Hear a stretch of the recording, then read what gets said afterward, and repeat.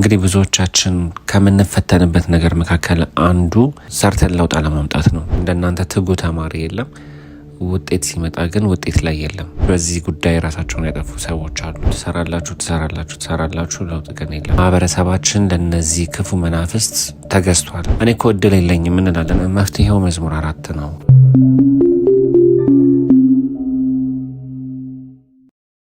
ዛሬ የምነግራችሁ ነገር እኔም በግሌ በጣም የተጠቀምኩበት ነው። በህይወቴ ውስጥ በደንብ የተጠቀምኩበትን ነገር ነው የምነግራችሁ። እኔም ብቻ ሳይሆን አካባቢ ላይ ላሉ ሰዎችም እንዲሁ በአጋጣሚም ደግሞ ሌሎች የፕሮግራም ክፍሎቼ ላይ በጠቆምኳቸው ጥቆማ መሰረት ሰዎች የተጠቀሙበት ነገር ነው።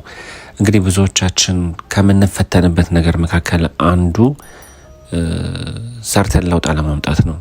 ለምሳሌ ተማሪ ከሆናችሁ ሁላችንም ትምህርት ቤት ገጥሞናል ይሄ ነገር ብዬ አስባለሁኝ። ያልገጠመንም ሰዎች በሌሎች የህይወት ክፍሎቻችን ላይ ይገጥመናል ብዬ አስባለሁኝ።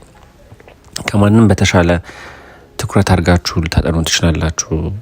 ክፍል ውስጥ ልትገቡ ትችላላችሁ። እንደናንተ ትጉ ተማሪ የለም። ውጤት ሲመጣ ግን ውጤት ላይ የለም። ውጤቱን አታመጡም።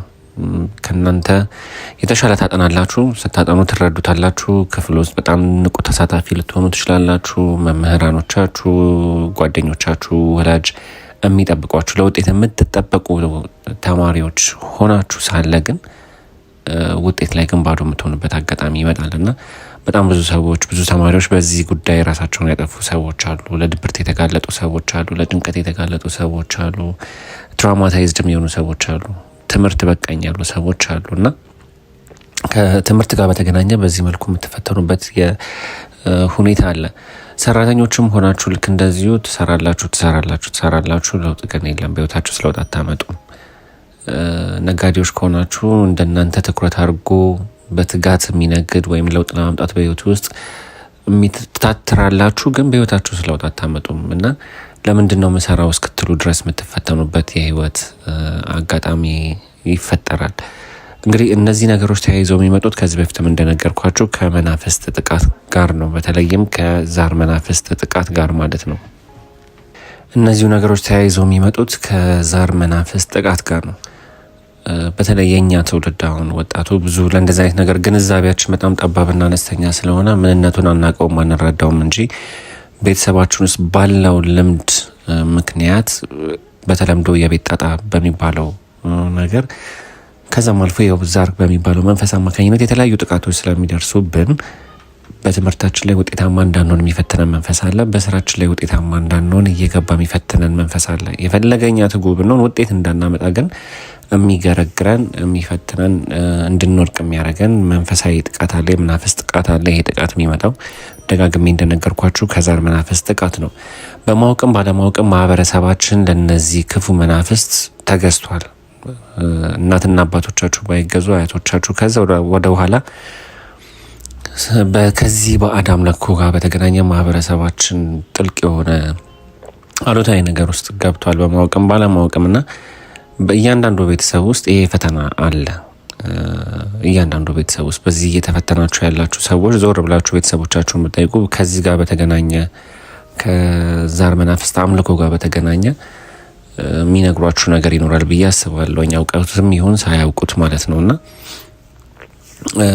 ባትፈልጉትም በመንፈሳዊ ህይወታችን ጠንካራ ስለማንሆን መፈተናችን አይቀርም። ባታመልኩትም ባትገብሩለትም ግን በመንፈሳዊ ህይወታችን ጠንካራ እስካልሆነን ድረስ በዚህ መንፈስ መፈተናችን አይቀሬ ነውና አጥንተን ውጤታማ ማንሆንበት ሰርተን ውጤታማ እንዳንሆን የሚያደርገን መንፈስ ይሄ የዛር መንፈስ ነው ማለት ነው።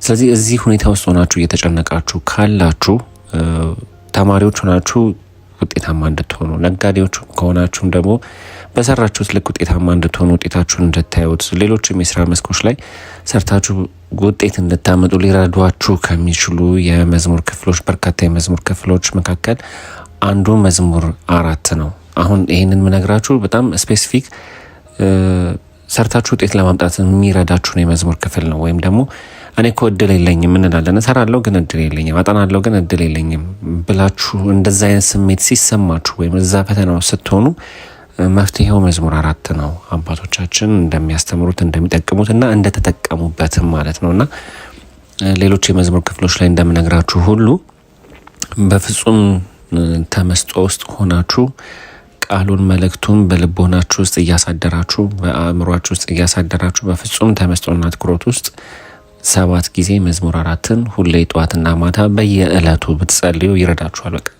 የዕለት ተዕለት ልምዳችሁ ሊሆን ይገባል።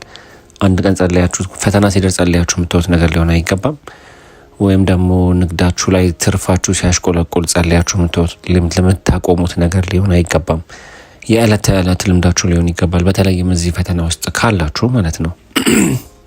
እዚህ ፈተና ውስጥ ባትሆኑም ብትጸልዩት መልካም ነው። ግን በተለየ ደግሞ እዚህ ፈተና ውስጥ ከሆነ ያላችሁት በዚህ መልኩ እየተፈተናችሁ ከሆነ እድል ካራቃችሁ፣ ውጤት ካራቃችሁ፣ በዚህ መልኩ እየተፈተናችሁ ከሆነ መዝሙር 4ን ሁሌ ጠዋትና ማታ 7 ጊዜ በፍጹም አትኩሮ ውስጥ ሆናችሁ ብትጸልዩት ብትደግሙት በህይወታችሁ ውስጥ ለውጥ ታመጡበታላችሁ፣ ታዩበታላችሁ።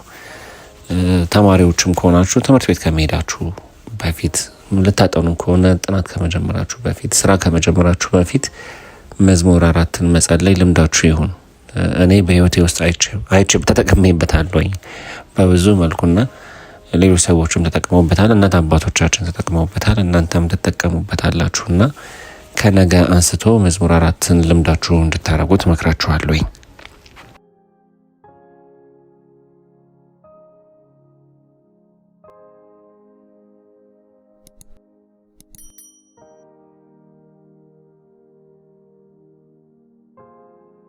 መፍትሄ ስራዬ እንግዲህ ከዛር ለሚመጡ ማንኛውም አይነት አካላዊ ጥቃት ወይም ደግሞ በእነሱ ምክንያት ለሚመጣ አካላዊ በሽታ፣ ስነ አእምሮአዊ በሽታ እንዲሁም ደግሞ የመንፈስ መረበሽ፣ መንፈሳዊ ለሆኑ በሽታዎች መንፈሳዊ የሆነ ሕክምና፣ አካላዊ ለሆነ በሽታ አካላዊ የሆነ ወይም በተቀመሙ እጽዋቶች የሚሰጡ የሚዋጡ የሚቀቡ መድኃኒቶችን በማዘጋጀት በዛር አማካኝነት የሚመጡ ህመሞችና በሽታዎች አሉ።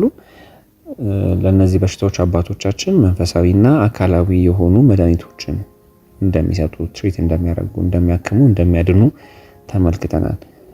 እንግዲህ በድጋሚ ተወሰነ ለማስታወስ ያህል መፍትሄ ስራዬ መጽሐፍ ላይ ቅድም እንዳልኳችሁ በዛር አማካኝነት የሚመጡ በሽታዎች አሉ። ስነ አእምሮአዊ በሽታዎች፣ የአእምሮ ህመሞች አሉ። ድብርት ሊሆን ይችላል የመጀመሪያው።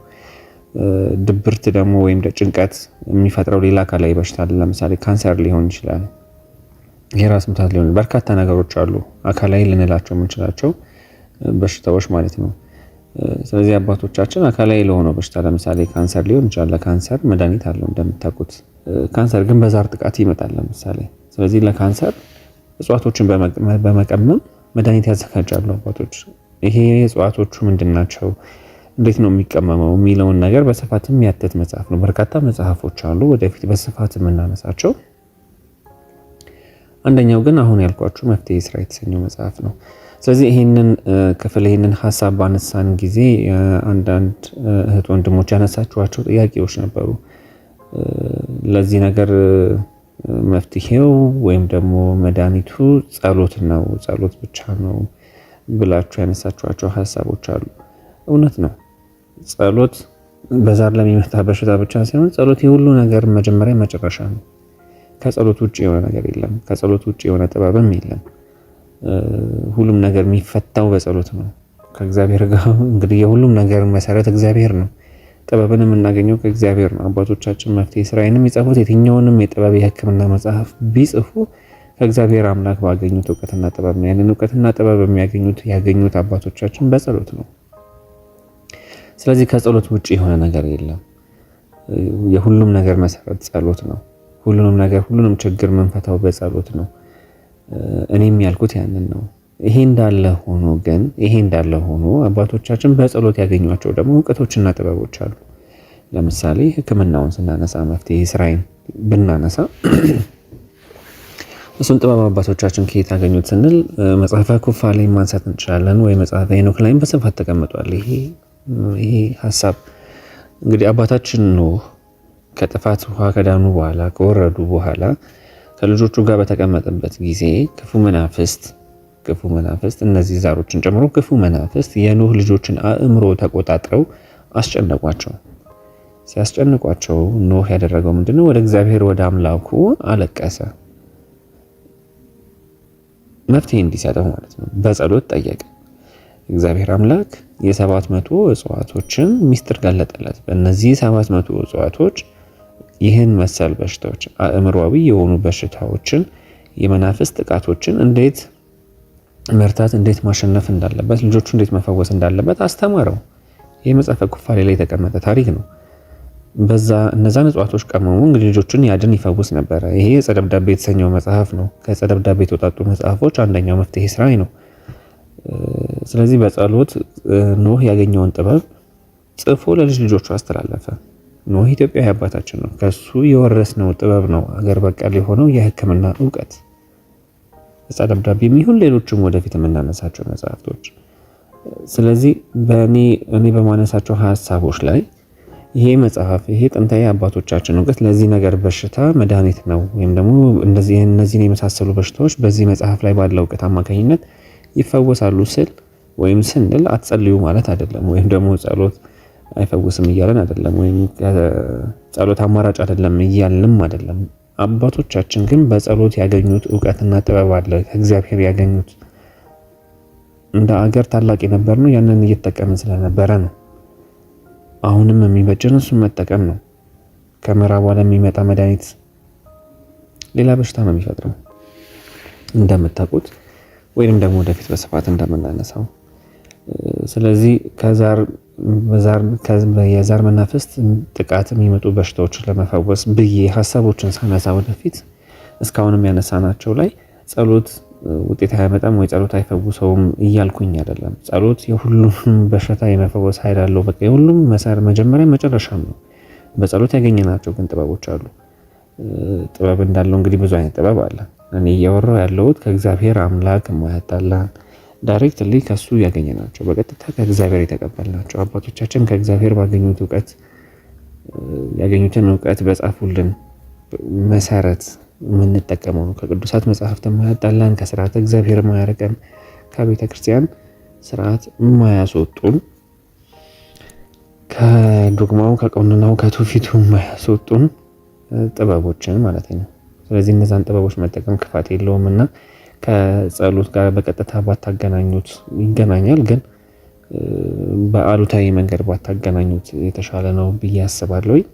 በዚህ ከዛር ጋር በተገናኘ ያነሳሁትን ሀሳብ እቀጥላለሁ፣ ምክንያቱም አስፈላጊ ስለሆነ። እጅግ በጣም በርካታ መጽሐፍቶች አሉ፣ የፈውስ መጽሐፎች አሉ፣ ጥበቦች አሉ። እነሱም በተወሰነ መንገድ እናነሳና ይሄ የዛር መንፈስ አሰራር ከዓለም የፖለቲካ የምጣኔ ሀብት ስርዓት ጋር በምን መልኩ ይገናኛል፣ የኢትዮጵያ ትንሣኤ ይህንን መንፈስ በማሸነፍ የሚመጣ ነው። ስለዚህ እሱስ እንዴት ነው የሚለውን ሀሳብ የምናነሳ ይሆናል። አመሰግናለሁ።